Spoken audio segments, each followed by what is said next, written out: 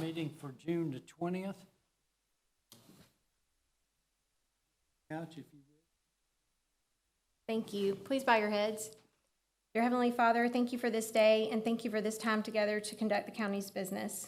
Lord, tonight we lift up the Columbia County Sheriff's Deputy and Marshal who were injured earlier today. Lord, we know that you're the almighty healer, and we ask you to bring their health back to 100%. Lord, be with us now as we make these decisions and help us to do all things in your will. In your most holy and precious name I pray. Amen. Amen. Join us in the pledge, please. Pledge allegiance to the flag of the United States of America, the republic for which it stands, one nation, under God, indivisible, with liberty and justice for all. We do have a quorum tonight. We're missing a couple of commissioners, but we have 3 present. So if y'all have reviewed previous meeting minutes, and I make a motion to approve the minutes from the June 6th meeting. Second. all in favor, raise your right hand.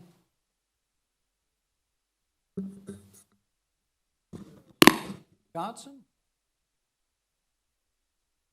Yes, sir. Mr. Vice Chair, I have a request to remove item I2D1. This is a sale of a portion of a right-of-way from the agenda. We bring it back to you at another time when it's more appropriate. Outside of that, I believe it's ready for your approval.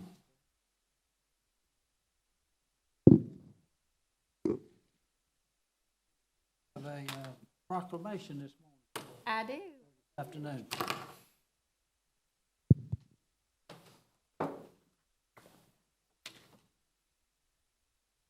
Listen.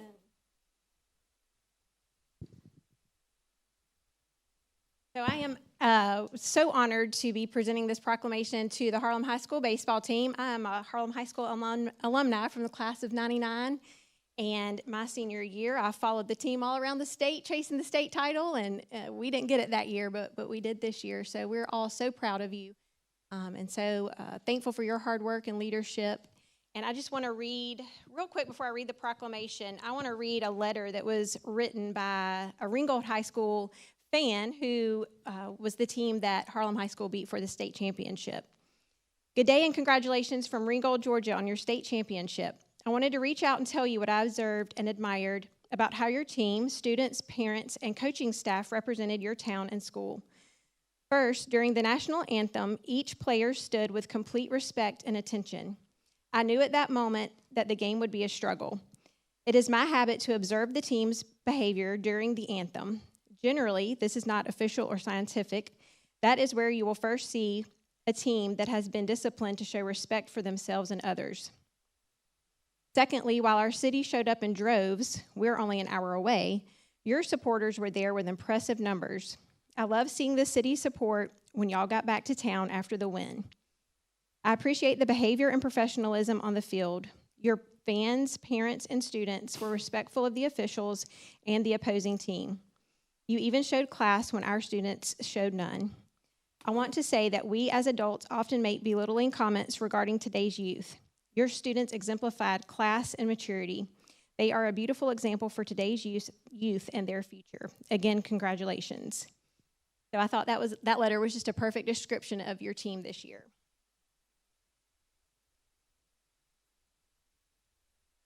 Whereas Columbia County, Georgia celebrates the 2023 winning title of state champions for the Harlem High School baseball team and wishes to honor them for their leadership, hard work, sportsmanship, and athleticism.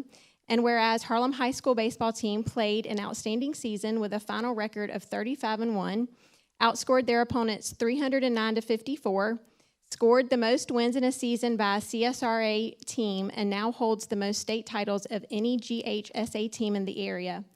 And whereas head coach Jimmy Lewis has led the Harlem baseball program for the past 47 years, winning 860 games and teaching his teams the value of sportsmanship and the importance of believing in yourself, whereas the entire coaching staff, team parents, faculty, student body, and loyal fans were an integral part in bringing the team to victory through their unwavering support.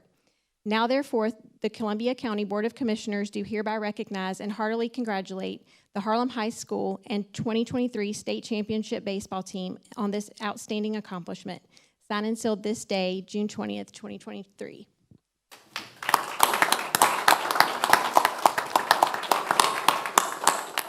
We thank y'all very much for this honor. It's definitely an honor to be here. We've only got like 4 guys and myself. We have a bunch out of town. Even have one that's been in Guinea. He's on his way home from a church mission trip. So they're everywhere during the summer. But we had these guys show up. They were a great team. They were a team. TEAM. Together, everyone achieves more. They pull for each other. They worked hard together. They never quit. They never gave up. And probably the most joy I've ever had coaching a group of guys, young men. They kind of coached themselves, you know. I kind of made sure I got out of the way and let them handle it. But they did great. They never thought they were going to lose, and they didn't. The one game we did lose was a blessing. It woke us up and got us ready to rock and roll through the playoffs. And we didn't win the region, but we all decided we'd swap the region championship for the state championship. So we decided that. But we appreciate it again, and this is quite an honor. Thank you very much. Coach Lewis, will you introduce the guys and Yes, sir. Yes, sir. say what position they play in class or whatever? Yes, sir. My bad. I'm sorry. Thank you very much. Good, good. Well, I'm 70. I'm a little senile. I get it, brother. This is Trey Jennings. He pitches, plays the outfield. This is Tyler Simmons, outfield. This is Shane Wheelis, plays the outfield also. And this is, I almost said Clay. This is Jack Decker, who plays second base, played flawless second base, great outfield. Great hitters. Trey pitched for us and played great outfield. But these guys played well. They're just team people. They're team people. And when you've got kids that pull up each other, regardless of whether they're in the game or they're out of the game, you know you've got something special. So these are a bunch of great young men, and in fact, all 4 of these are back next year, along with 5 others. So, you know, provided I don't mess it up, we may have a shot again. Thank y'all very much. Thank you. Appreciate it. Tighten it up.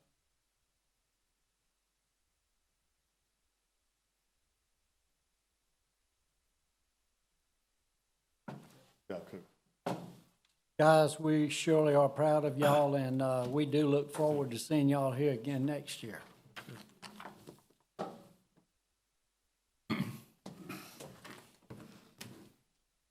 Okay, now we'll move down to the consent agenda that's been through the committee votes and had the proper amount to put on this agenda. So if y'all are still in favor with all those, take them in one vote.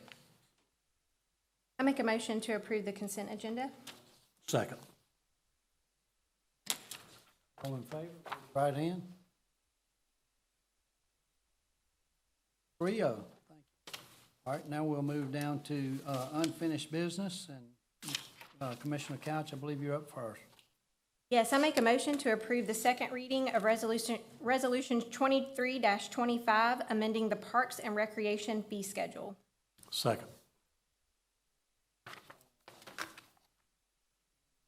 Yes, sir. Update on this, please. Sir, it's a resolution, this is second reading of Resolution 2325, amending the Parks and Recreation Facility rental and membership fee schedule.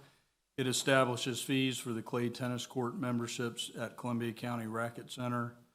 Sets those fees at $350 for Columbia County residents, $275 for Columbia County residents 55 and older, so she'll have to wait years. And $500 for non-Columbia County residents. All right. Any questions? All in favor, right hand. Motion passes 3-0. Mr. Skinner, I believe we have Yes, sir, Mr. Chair. a couple of second readings. This is ordinance 23-02. I make a motion to approve second reading of ordinance 23-02, chapter 54, mobile homes and trailers, article 1 in general, section 54-9, temporary use authorization. Second. So the next 5 items you have here are all updates to our ordinances based on change in state law that goes into effect July 1st. The one you just read was a 30-day requirement for advertisement and placement for the placement of a mobile home or modular building to be used as a residence or a sales office during a project. So we do not have to advertise that in the local news organ and put signs out 30 days notice. All in favor, raise your right hand. Next, we have ordinance number 23-03. I make a motion to approve the second reading of ordinance number 23-03, Chapter 74 subdivisions, Article 4, minimum standards for improvements, Section 74-118 for variances. Second. This one triggers a 30-day notification requirement for variances for items such as lengths of a block, requirements for sidewalks, lot configurations for subdivisions. 30-day notice wasn't required before. Comment? Favor, raise your right hand. Carries. Next is ordinance 23-04. I make a motion to approve the second reading of ordinance number 23-04 to Chapter 90 zoning, Article 4 supplemental requirements, Section 90-142 home occupations. Second. This puts a 30-day notice and requirement on provisional home occs, which are larger home occs on 2+ acre lots. Did not have a requirement prior to, now has a 30-day notice. No, sir. Favor, raise your right hand. Carries. Next is ordinance number 2305. Make a motion to approve the second reading of ordinance number 2305 to Chapter 90 zoning, Article 5 administration, Section 90-179 appeals, variances, minor waivers. Second. This is the actual language that actually puts the timelines. We've been mentioning all those other ordinances point to this ordinance. Does trigger the 30-day requirement for, as we mentioned above. Also talks about procedures for variances, minor waivers, minor revisions. Also lays out an appeal procedure if someone is not happy with a decision rendered by the Planning Commission. It now steps out how they appeal that decision. All in favor, raise your right hand. Carries. Next is ordinance number 2306. I make a motion to approve the second reading of ordinance number 2306 to Chapter 90 zoning, Article 5 administration, Section 90-180 zoning changes, ordinance amendments. Second. This one lays out again some timelines. If a rezoning is requested by a owner of a property, it's still a 15-day timeline. If there's a variance tied to that rezoning, it still follows a 15-day timeline versus the 30-day we mentioned earlier. It also adds language this has already been the law. We just clarified the language. It talks about the process for zoning for a halfway house. That process is 180 days. Also lays out provisions for changes to single-family zoning. If you were to allow apartments to be in any single-family zoning, you'd have to go through a 180-day process to allow the public plenty of time to comment on that. And it also defines the amount of time you must provide to each side at a public hearing. It requires a 10-minute allowance for each side. They can concede their time, but you have to give them at least 10 minutes. That planning and That's for the public hearing. for the public hearing. Correct. Questions or comment? All in favor, raise your right hand. Carries. I've got the next one. I make a motion to approve the second reading of Resolution 23-20 to establish the Streetlight District Fertility Park Section 2 and authorize the appropriate power provider to proceed with installation per their proposal.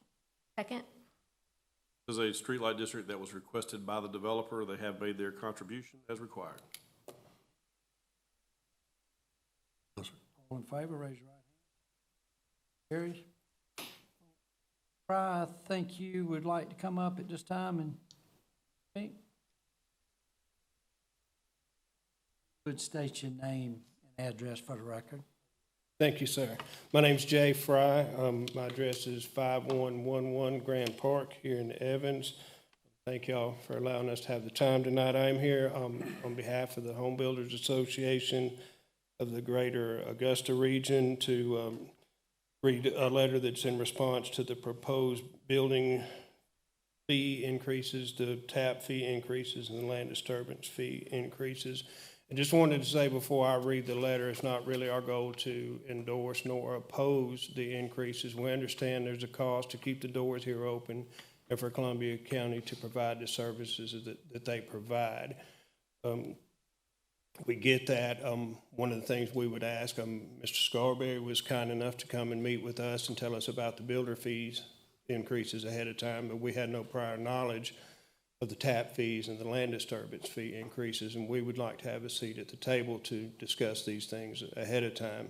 And so, again, we get it, that there's a cost, and we understand, but at the end of the day, our goal is to be an advocate for attainable housing for everybody. And so that's why we're here tonight. So the letter reads as follows. Dear Chairman Duncan and Commissioners, the Home Builders Association of Greater Augusta Region submits this letter in response to the Columbia County Board of Commissioners' proposed changes to the building permit, tap fee, and land disturbance fee structure. The proposed increases could further slow new home construction and existing renovations. It is our understanding that these increases were prompted by the decrease in the number of permits within the county. The effect of these fee increases, however, goes much deeper. We are concerned that the proposed increases will only make the attainability of owning a home for families even more difficult. The Home Builders Association of Greater Aiken-Augusta Region is part of the NAHB Federation. NAHB is a Washington, D.C. based trade association that includes as part of its federation more than 700 affiliated state and local associations in all 50 states, the District of Columbia, and Puerto Rico. The NAHB's mission is to protect the American dream of housing opportunities for all. Our thousands of builder members are proud to construct over 80% of the housing units produced every year in the United States. Our members include small volume builders, production builders, multifamily builders, modular housing companies, and residential remodelers. In addition, NAHB includes associate members who span the spectrum of the housing industry, including suppliers, service providers, and product manufacturers. Our local association works collaboratively with our state and national association partners to ensure that all Americans have access to safe, decent, and affordable housing. A healthy housing market includes housing that serves buyers at all socioeconomic levels, including homes for first-time home buyers and lower to middle-income purchasers. Many of these middle-income purchasers include those in the military, teachers, and first responders. The location and availability of affordable housing has a major influence on the overall health of a family unit and determines what schools children can attend, proximity to jobs, access to child care, and even affects how much time a family spends together at the end of the day. By intentionally raising the price of a home, Columbia County, through its proposed standards, will leave less money in the pockets of these families to spend on food, clothing, transportation, and medical care.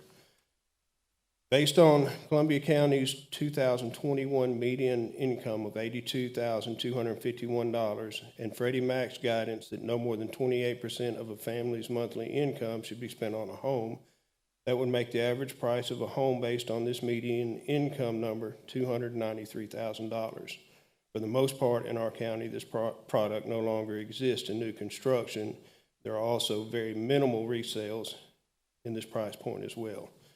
Middle-income families find access to affordable housing increasingly difficult as the cost of developing a lot and the vertical construction of a home has increased. Since 2016, when Columbia County last increased its fees, the average cost per square foot of a home with an average heated square footage of 1,988 square feet has risen approximately from $110 per heated square foot to $166 per square foot. Based on the average size of the home previously mentioned, this increase adds up to $109,000 to the price of a home. Increased costs along with higher interest rates raise the average monthly payment from around $926 per month to $2,194 a month. Regulations and fees imposed by all levels of government now account for an average of 25% of the final price of a new single-family home built for sale. During the construction phase of a home, meaning after a builder has acquired or developed the lot, regulations on average account for 15% of the construction costs. This includes actual hard cost of fees paid by the builder, as well as the cost of changes to construction codes and design standards. While some of the cost of regulation is absorbed by the builder, almost 10% of the final sales price of a home is passed on to the home buyer. Almost 10% is directly attributable to the regulatory cost imposed during construction. Thus, government regulations have a clear and direct impact on housing affordability by influencing home prices. Housing permits having been on a downward trend over the last few years, the county's proposed fees seem somewhat unsubstantiated and will price out some prospective buyers. Nationally, a $1,000 increase in a home's price leads to about 153,967 households being priced out of the market for a median price new home. We support maintaining the services that we have all come accustomed to having here in our great county, but as business owners, when the market recedes, we adjust, cut costs, and implement other strategies to save money. Given the downward trend in permits in Columbia County, we ask the Board of Commissioners to carefully consider the need for fee increases. We remain hopeful the county can create an ordinance that promotes the health, safety, and welfare of its citizens without pricing out scores of potential homeowners that ultimately help our county continue to grow, add parks and recreational assets, and make our county the best it can be. And we thank y'all again for your time tonight. Really appreciate you letting us have the mic for a few minutes. Thank you. Yes, sir. I did have just two quick comments. One is I do understand the need for, like Mr. Scarberry came in and talked with you guys about the fee increases on that side of things because you're trying to budget and project what your costs are going to be on your home sales. So I do think that's a very valid point. And then secondly, I'm hoping that the trend for attainable housing is getting a little better in Columbia County. I did a quick search on Zillow a little while ago, and about a third of those homes were for sale on Zillow were under the $293,000 mark. So hopefully we're making some strides in the right direction on some attainable housing for our citizens in Columbia County. But we appreciate you being here tonight.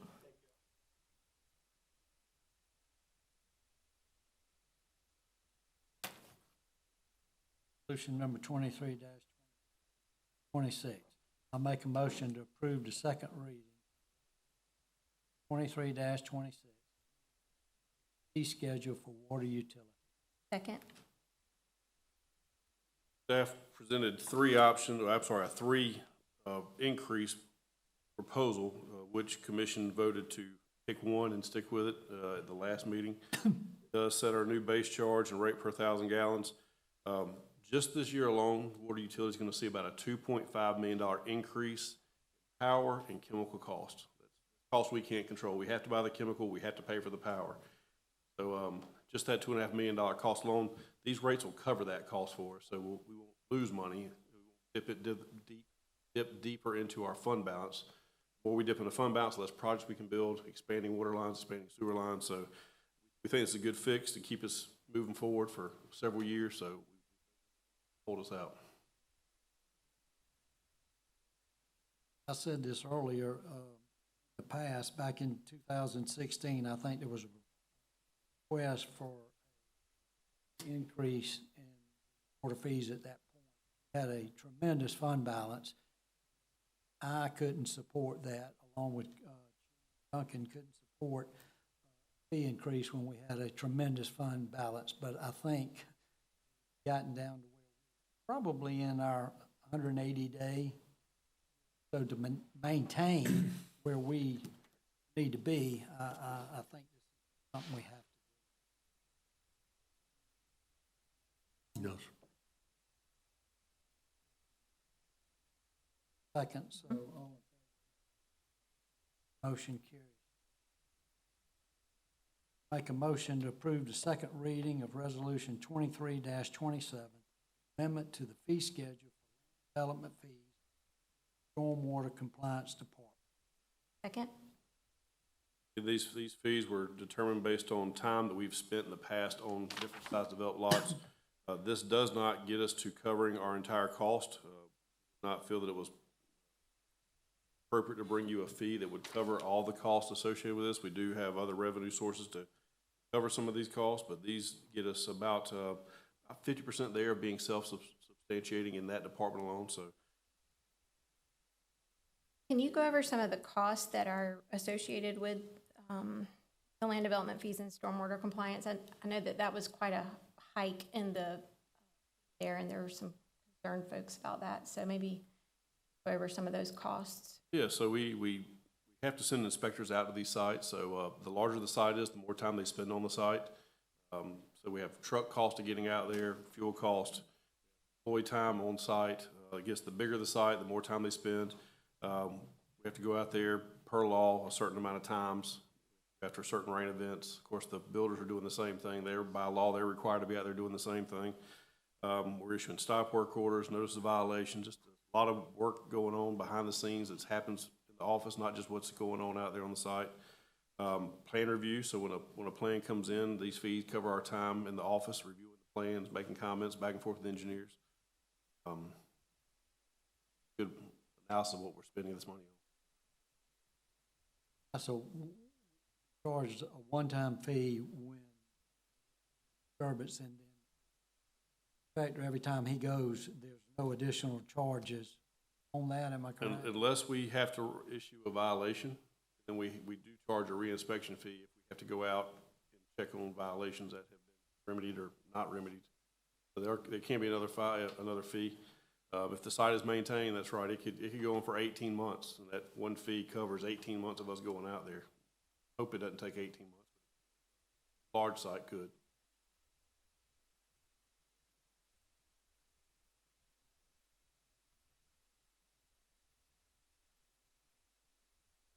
I'll make a motion to approve the second reading of resolution. Schedule. Second. So you heard a good deal about our fee schedule here from Home Builders Association. We did look back at our cost. We have been dipping into the fund balance for the last 3 or 4 years, Paul. 4 years, we've actually dipped into the fund balance, so this is not a knee-jerk reaction to down permits this year. We've been spending that fund balance down to get it into our 180-day range that we'd like to see. We're to the point now where we make the adjustment to keep us at that level. So I believe, Paul, you projected a 10% decrease. We did not project a 50% decrease in permit fees to come up with these fees. We projected a 10% decrease in permits. So there's been some comments out there, some thoughts that we're thinking we're only going to get half the permits, so we need to double our fees. That's not how we did it. We figured 10% deduction in fees. We also know that we've been watching for 4 years our fund balance go down, so we know we're taking in less than we're spending. Kind of balances. And these fees will cover the current costs. They won't be used to hire, say, additional staff or No, because matter of fact, he's low. He's actually has vacancies right now. 2, 3, yeah, 3 vacancies. Right now, we are down.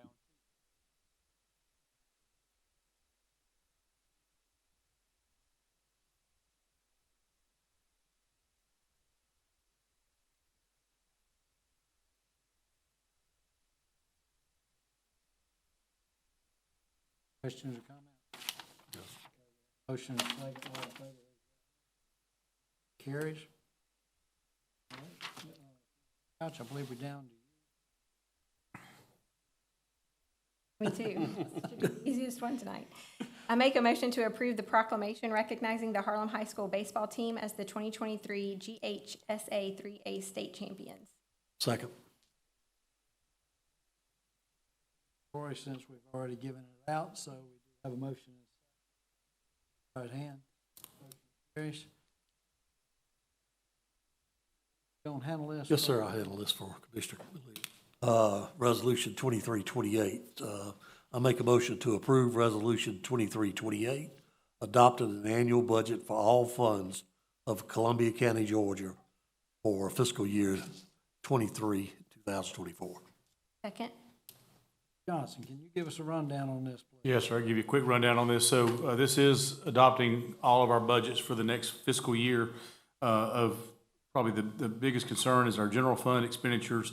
We do have our general fund balanced at $95,175,964. That is an increase of 7.36 over last fiscal year's adopted budget.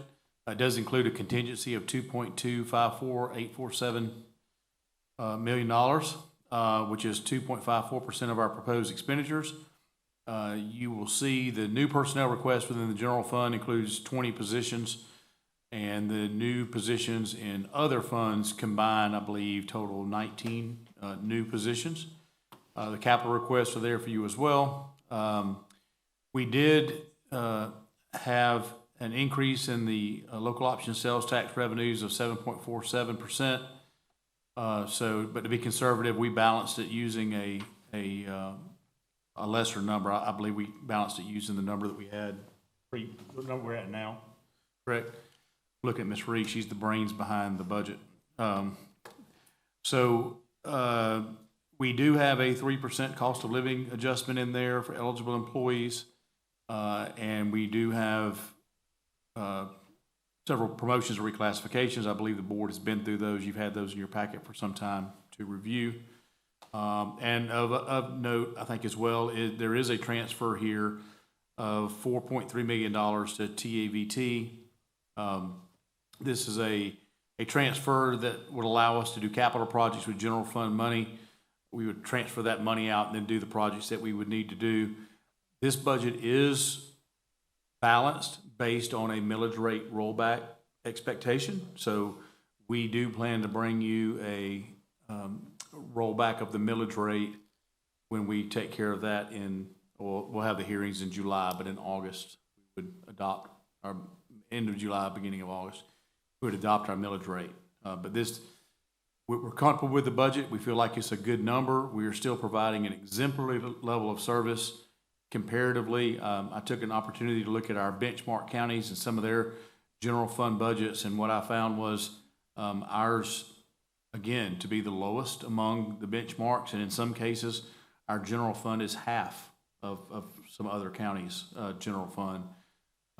That could be a number of things, services provided or whatever the case may be, but I think Columbia County provides a great level of service for the money that we expend, and then to recommend a tax decrease to balance this budget, I think is just an extra bonus for our citizens. I answer any questions you may have, and Ms. Reese can certainly answer any questions you have. My only concern was the sales tax going down potentially with the, inflation and recession. So I'm glad that a lesser number was used. We always use conservative numbers when we're looking at our revenues. I still think sales tax in Columbia County are going to continue to do well. Historically, we've not seen the dips that the state has seen, but we certainly could. But I agree with you. A conservative estimate, revenue estimate, was the right way to go. And kudos to Ms. Reese and her staff. I'd like to make a comment. Great job to everyone involved. We have something to be proud of when you can balance your budget year over year and reduce the millage rate at the same time. Also like to give kudos, if I can, just for a second, to our constitutional officers, other elected officials that work through this process. We start this process the second week of January and work all the way up until this point to get a budget ready to present to you. Can't say enough good things about our constitutional officers, our elected officials. And then last but not least, our staff. Our executive leadership team is second to none. They do an outstanding job. Our managers all present their budgets through their division directors. It's like Coach Lewis was saying earlier about what a team is, and together everybody achieves more. And I think we do a great job of that here too. So, not sure it's a state championship, but it's a great budget. I wanted to chime in on that also. There's a lot of work that goes into all of the members of our team. And when they come in and requests that are needed, but they're not coming in with a bunch of fluff and a bunch of stuff that's not needed. Hard work that she does, the whole process. So I just want to thank everybody for that effort and hard work. Yeah. All right, with all of that, we do have a motion second. All in favor, raise your right hand. All right, Mr. Skinner, I believe you're up. Yes, sir. Next, we have file RZ 230601. I make a motion to approve the request for a major PRD revision located at tax map 051, parcel 049B and 049C to revise a conceptual plan and permit internal illumination of entrance sign. Second? Mr. Jason, you had a, request to speak. Do you want to speak, or are you good? Happy to answer questions. Okay, I don't think we have any at this point. And- All right, we have a motion and a second. All in favor, raise your right hand. Motion passes. Next is file VA 230601, variance to section 90-135. I make a motion to approve the request for a variance to section 90-135 signs located at tax map 065A, parcels 503A and 501C, to permit residential entrance signs up to 12 feet in height. Second? Yes, sir, we're, part of our widening project for Hardwick Manus Road, we're actually having to purchase the existing sign. They're having to replace it. Our code requires a maximum height of 8 foot for their sign. They are proposing to go with a vertical sign. I think it's a good-looking sign, so it does require this variance, though. All right, we have a motion and a second. All in favor, raise your right hand. Motion carries. Next, we have resolution number 23-5. I make a motion to approve the first reading of resolution number 23-35, amendment to fee schedule for Planning Services Division. Second? All those changes that you voted on a few minutes ago, they now require us to place legal ads in the Augusta Chronicle, or also we have to place signs on properties. Our current fee schedule does not have fees associated with those applications. This will establish that, so a temporary use authorization would be a $35 fee. That will cover the cost of advertising in the paper. We pay typically $25 to $30 to advertise, so we've got the $5 to cover staff time. The provisional home occ, $35, that's the same thing. The variance for Chapter 74, we're asking for a $100 fee. We pay about $60 for the sign, and we pay, again, $30 for the ad in the paper. Staff also has to take the sign out, place the sign, go back, get the sign, bring it back when they're done. So there's a lot of staff time involved in that sign, and then $100 for the appeal, same thing for that. So these do come close to covering our cost. It'll truly cover our cost, but it covers our materials. There was a question from Commissioner Malier at committee about situations where we had multiple signs and the sign cost was a lot more because you had to put a lot of signs out.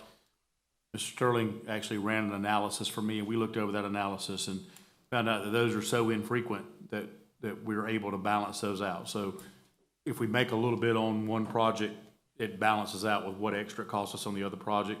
We didn't feel like it was prudent to add additional fees at this time, so we did not bring any changes to you, but it was examined and looked at. She did ask for that at committee. Thank you for looking in. Questions or comment? Yes, sir. Motion and a second. All in favor, raise your right hand. All right. Driver, legal matters tonight? We do not. Sure, appreciate that. Any public comments? Time. Have a couple of executive session items right here.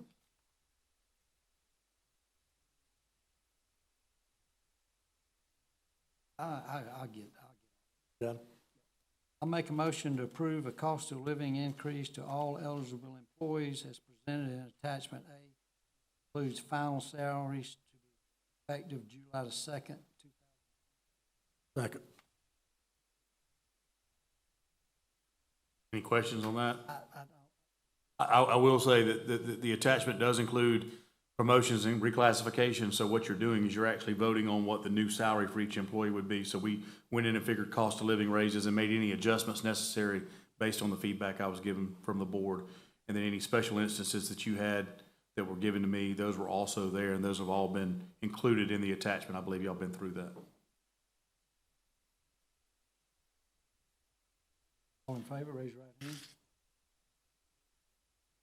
Make a motion to approve $13,500 to Judith Robert Moore Junior, parcel 071004P, $2,500 to Brian Rogers, parcel 07100, $10,500 to Gardner and Lynn Powell, parcel 01011C. Accept the donation from Columbia County parcel 071012 to right-of-way and/or easements for Marty McManus Road widening project. Second. Getting close. Close? Yeah, I think we got 20 more roughly, 18 more to go on that project, but 200 and something on the next one, so. Oh. Plenty to keep you busy. Have a motion and a second. All in favor, raise your right hand. Make a motion to approve $165,935.40. Robert and Rachel Ingram, parcel 07100K for additional costs. Second. This is one of the items where we had to actually buy a house. You have to make an original offer to cover the cost of the house, and then we have to actually make them whole based on the federal housing requirements. So this covers the loan terms, increased interest rates on mortgages, so they have their payments went up, cost of the house. So this 165 makes them whole following federal regulations. Second, all in favor, raise your right hand. With that, I believe we have a motion left. I make a motion to adjourn. Second. George.